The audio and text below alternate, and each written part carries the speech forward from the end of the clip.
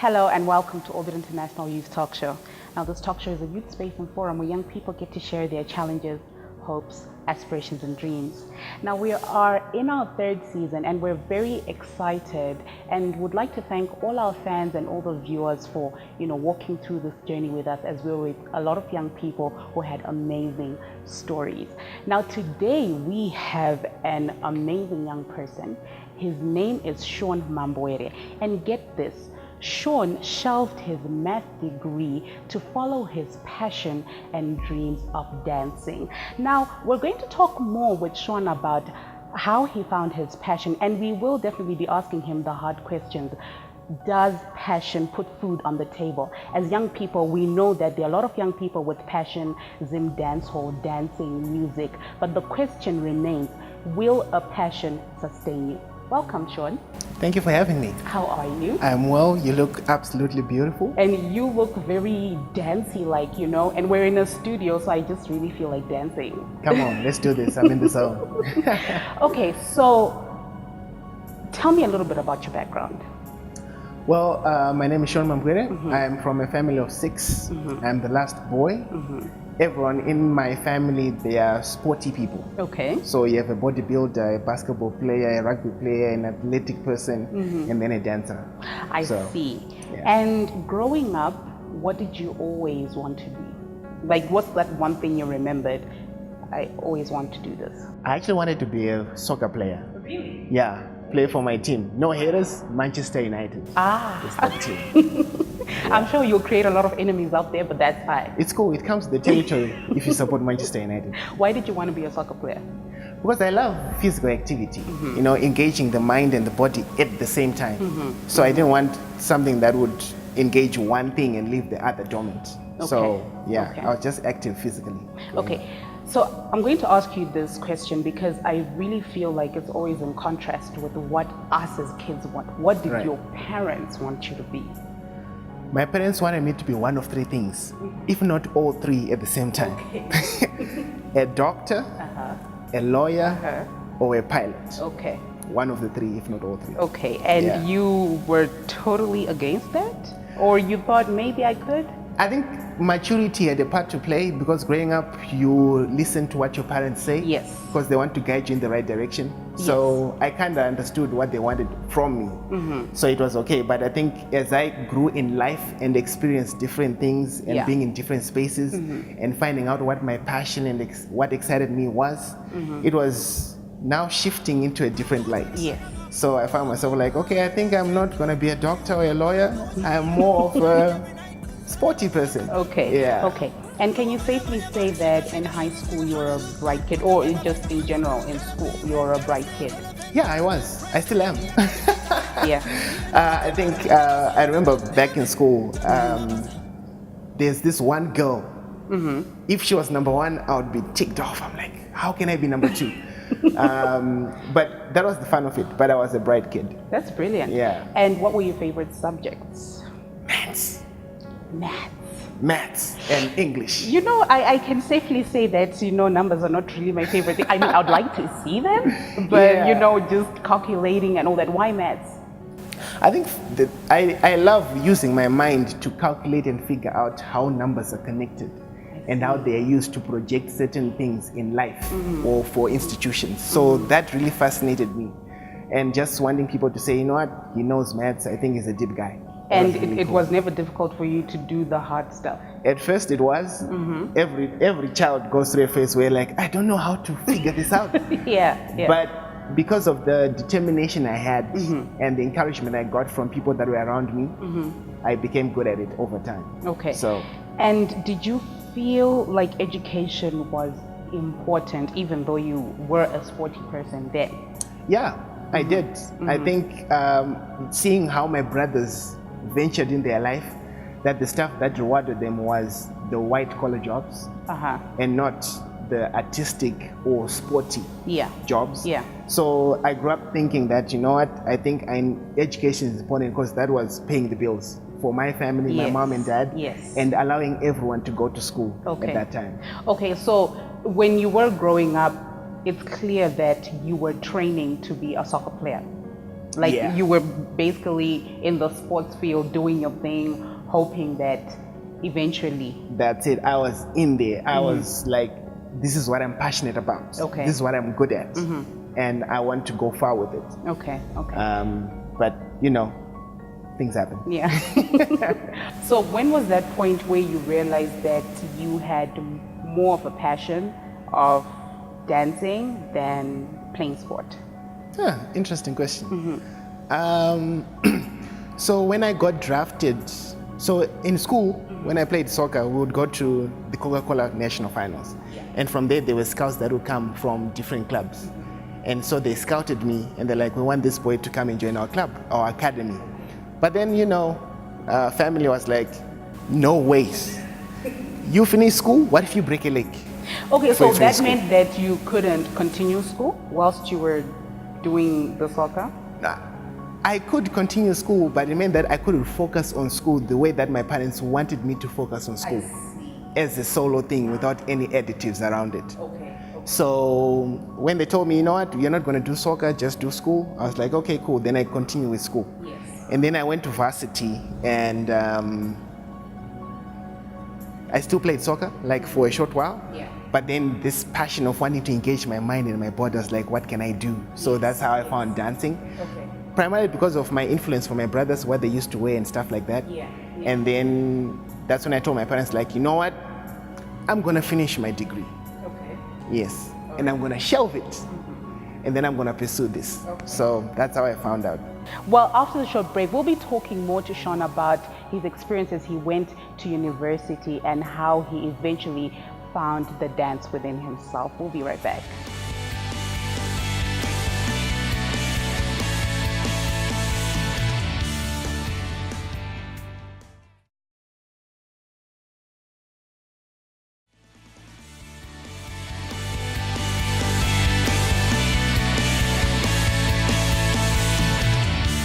Hello and welcome back to the show. Now, just before the break, we were with Sean Mambwere, and we're still with Sean Mambwere as he was telling us a little bit about his background, as we are going to continue talking about how he shelved his math degree for his passion for dance. Welcome back, Sean.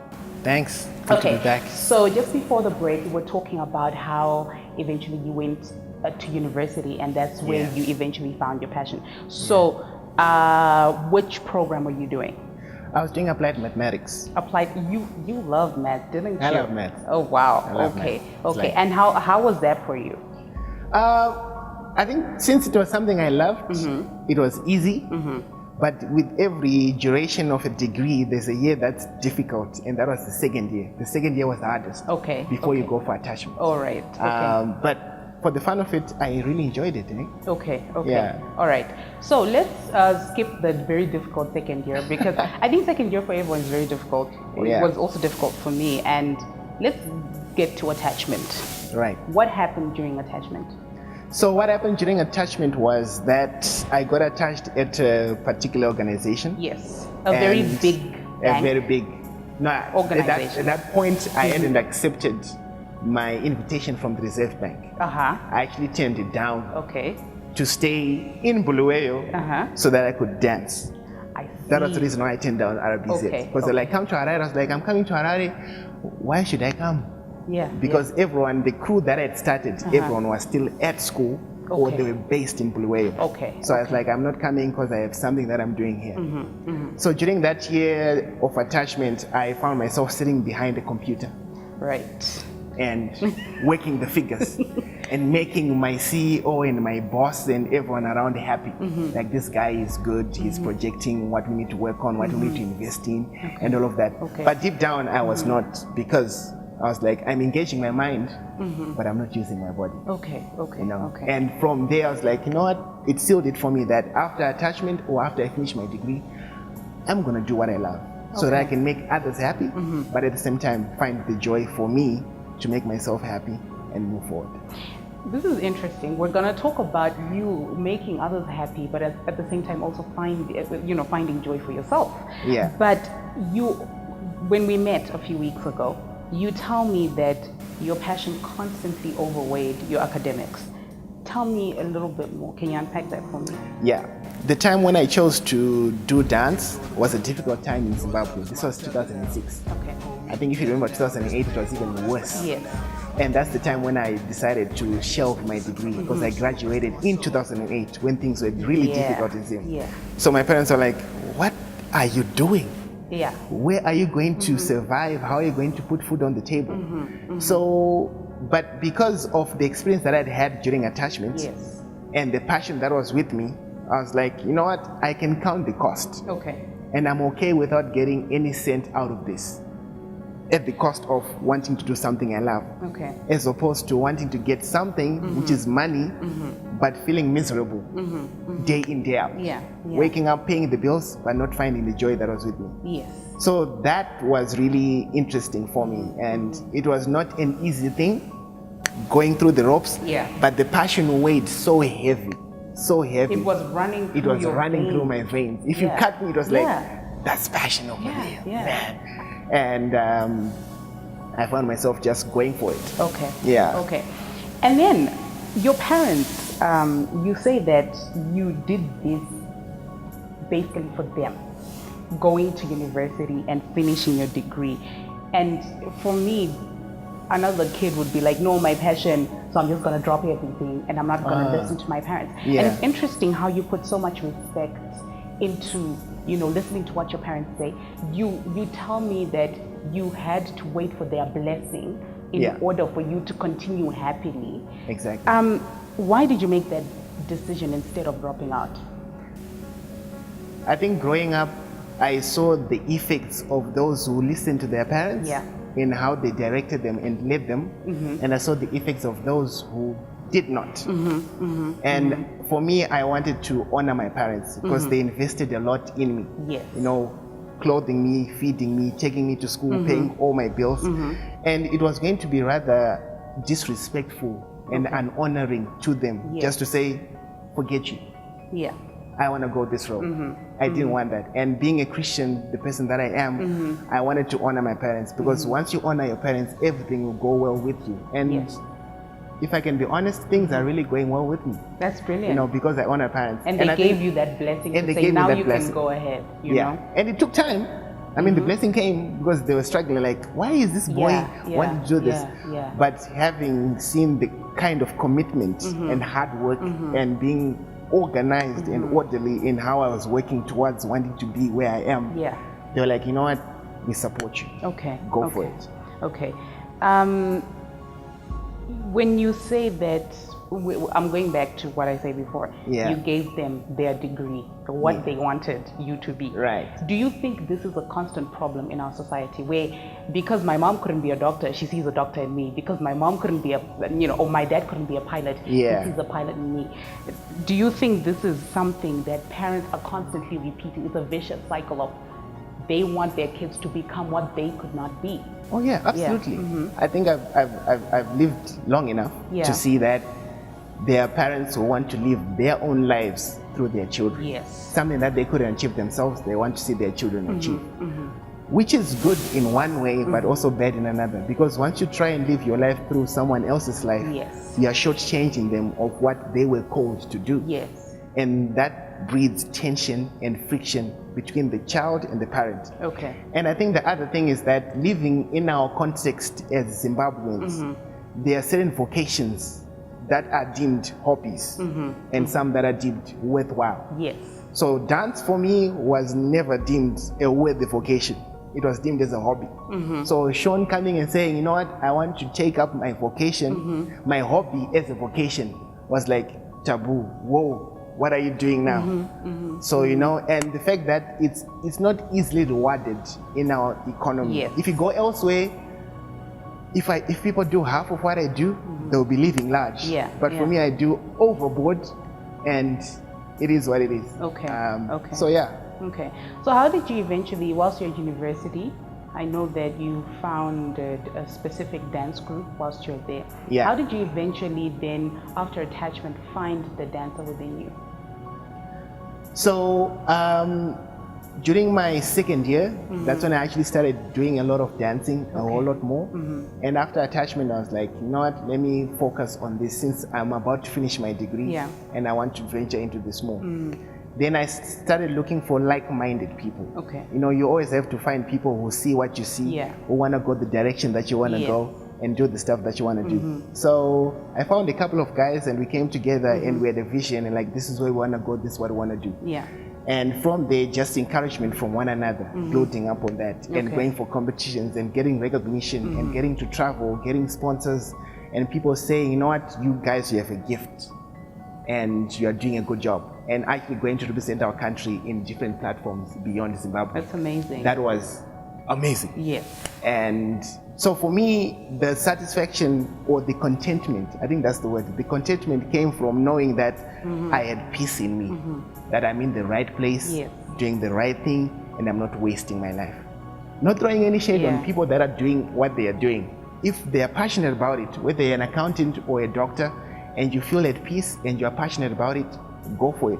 For me, it was on the artistic side. Okay. And that's how it came to be. That's amazing. Yeah. Well, after the short break, we'll continue with Sean as he's going to tell us a little bit about his achievements, and we're going to ask him the hard questions. Can a passion really sustain and put food on the table? We'll be right back.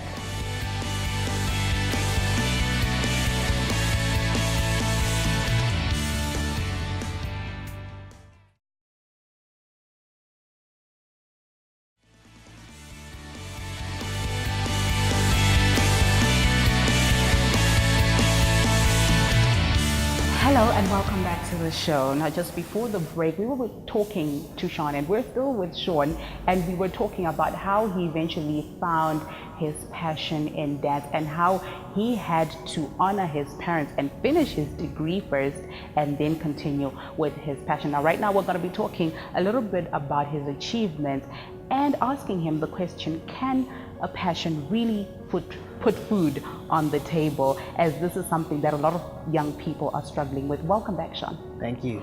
So how did you eventually break through the dance industry? Hard work. I had to work very hard. I still do work very hard. And I think with hard work, you find yourself being seen by not many people. Yes. It only takes one person to notice you and then take it to the next level. Okay. Yeah. And what were some of the challenges in the process? A lot. Ooh. A lot. And even if I mention the challenges now, it's not like they have gone. Yes. I no longer experience them. I still do. Yeah. But with time, you always find a way to work around them and overcome. Yeah. Some of the challenges, number one, support. You know, from the corporate world. Yes. Because we are at a place where things are difficult. People would say we have other better things to focus on than support dance. You know, it's interesting looking back at your story and other people young people who are successful, you know, and when people look at you, they'll be like, I know he had it easy. And they don't know the struggle that you had to go through. Yeah. Like, I can totally relate with you on so many levels, but it's really amazing that you still stuck it through. And there's a writer that says, if your passion is not stronger than death, then just leave it. It has to be powerful, you know? Funny enough, you say that, and it's really true. You know, people, they look at me now. Yes. And I'm a symbol of excellence. I'm a symbol of success. Yes. And they don't know the story behind the scenes. That I had to work collectively for 3 years to go to practice. Yes. Practicing from 9 until 5. Yes. Yes. Putting in the work, working on my craft, and making sure that I build good relationships with people around. They don't know that. They only see now and what's happening now. But there's a big story. And I always tell people that I encounter even now that, you know what, don't just come and say, Sean, I want to learn how to dance. Come and say, Sean, I want to know your journey so that I can know my place and how I can avoid some of the pitfalls that you found yourself falling into and making my way to get to a place where I can, you know, enjoy the fruits of what you're passionate about. Yeah, and to all the young people out there, Sean is talking about working hard, knowing your craft, knowing what you're good at. These are some of the key elements in finding your passion, and hard work and persistence. And there's one more as well. Of all the things, 2 things actually. Yeah. preparation Yeah. and patience. Preparation. The and quality of your preparation will determine the quality of your performance. And if you are patient enough, the fruit will come. Right now, we're living in a world where people want results now. Yeah. They don't want to go through the process. Especially young people. Especially young people. So like if you're not giving them money, then they don't want anything to do with it. Most of the opportunities that I've had, they were not paying opportunities. Yeah, yeah. But the opportunities that brought me to a greater platform. And it was through walking that door that wasn't paying that I got to be paid. Yes. You know, does it make sense? So patience and preparation, especially patience. People have to be patient. Yes. Invest your own money in your craft to be better. Your own money. Your own money. Sacrifice that 5 cents, that 50 cents, that dollar to say, I'm going to go for his class. I'm going to go for that workshop. I'm going to go for this.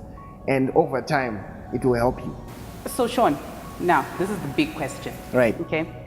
Can passion put food on the table? Because I see a lot of young people saying, listen, I'm going to do my passion on the side thing, but I'm really going to be going to work. Like if I can get a job, I'm going to go to work, but I'm going to do my passion maybe during the weekend. Right. Can passion put food on the table? Passion alone cannot. Okay. Passion has to be accompanied by 2 other things, by my understanding and my experience. One of them is character. Yeah. Your character has to be so grounded that it can sustain every level of success and progress you have. Okay. 2, commitment and hard work. If you do not put in the hard work, it doesn't matter how passionate you are and how gifted you are. If the commitment and the hard work is not invested in it, it will remain a word. I'm passionate about this. Yes. Without any follow-up action that shows that you're investing a lot in your passion to take it to the next level. So yeah, passion by itself, no.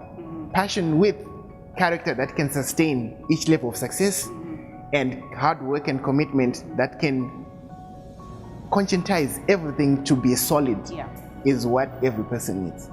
Okay, so I have here with me a NAMA award. I've never held one, so this is exciting. Whoa. Yeah, and we actually have 3. I just could carry one, really. The trio. Tell me a little bit about your achievements. There are a lot. So I've won every category that is known in dance: best male dancer, best choreographer, and best dance group. I've been an ambassador for a German organization to go to Germany and represent dance and talk about art and culture in a changing democratic society. I've written books concerning art and culture for the German community. I've done workshops in Germany. I've gone to China for a year, not to do work, as in working in the office, but actually to perform and teach and train others. Now, this is someone who's talking who has no background in dance, self-taught whatsoever. Yes. And is being invited to come and teach people who are in art schools. Yes. That's when you see that passion and hard work and commitment, they complement each other. They complement each other. Okay, so as we start the 3rd season, we are going to be taking messages from young people who would want to obviously know how you got here. And we have one question from one young person. His name is Farai Kangwende. Ooh. And he is asking, which dancer inspires you the most? There's a guy called Tony Tran. He's from the States. Okay. Not the current one, the current version of him, the old school version of him. Okay. I think he embodied what I wanted to embody myself as I learned the craft. Okay. Yeah. So Sean, what are you currently doing right now? Right now, I am working for a studio called M&M Dance Factory, and I teach 3 of the 8 genres that we offer as a studio. Okay. Yeah. What sort of genres do you guys do? So myself, I do hip hop, Afrofusion, and lyrical hip hop. All right. They are different. It's really fun. I am happy where I am. That's amazing. They have been amazing to me, and couldn't be more grateful. It's been phenomenal. Yeah. I'm definitely going to book, an hour. Come for my class. Definitely, totally. Wednesday and Saturday. Totally. Come on. Well, thank you so much, Sean, for coming through to the show, and thank you our viewers, of course, now you can reach us on www.orbit-international.org. Like us on Facebook and follow us on Twitter. See you next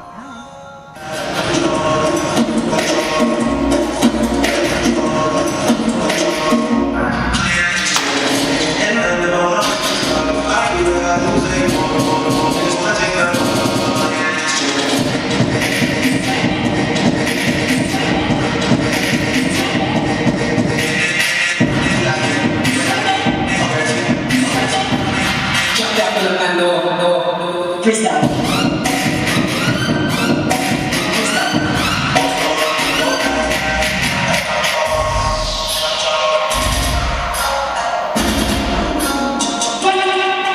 Freestyle.